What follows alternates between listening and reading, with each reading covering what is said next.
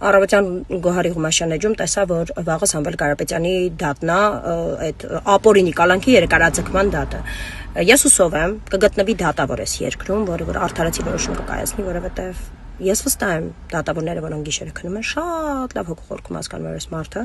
լավից բացի, այս Հայաստանի համար, այս երկրի համար, իր հայրենիքի համար ոչ մի բան չի արել։ Ոչ մի չի գտնվի մի մարդ, որ ինձ հիմա կգրի օրինակ եմ, այս ինչ ես խոսում, Սամվել Կարապետյան, գիտես ինչ որ գրփելա, չրփելա, թալանելա, չէ,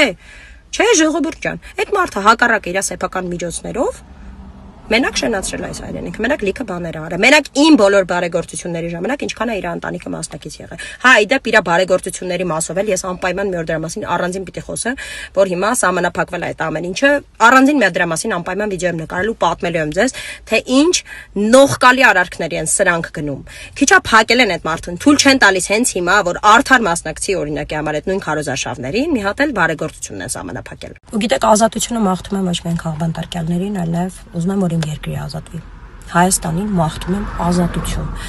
որտեվ ես չգիտեմ, այս ինչ կապանքների մեջ ենք ընկել մենք մեր երկրով, որ sense պիտի անընդհատ sense նվաստանանք, նվաստացնեն մեզ, ատելություն են, հիշում եք, ասում էին սիրո թավշյա հեղափոխություն, չէ։ Ես անունը կփոխեի ու կդնեի ատելության մթնոլորտ, ցեվ ու սպիտակի բաժանող հեղափոխություն, որտեվ այն ինչ որ դուք արեցիք ու այն որ sense ասում ես ոնց հավատացիր, ոնց, բայց դե ոչինչ, սխալվել ենք, կուղենք մեր սխալը։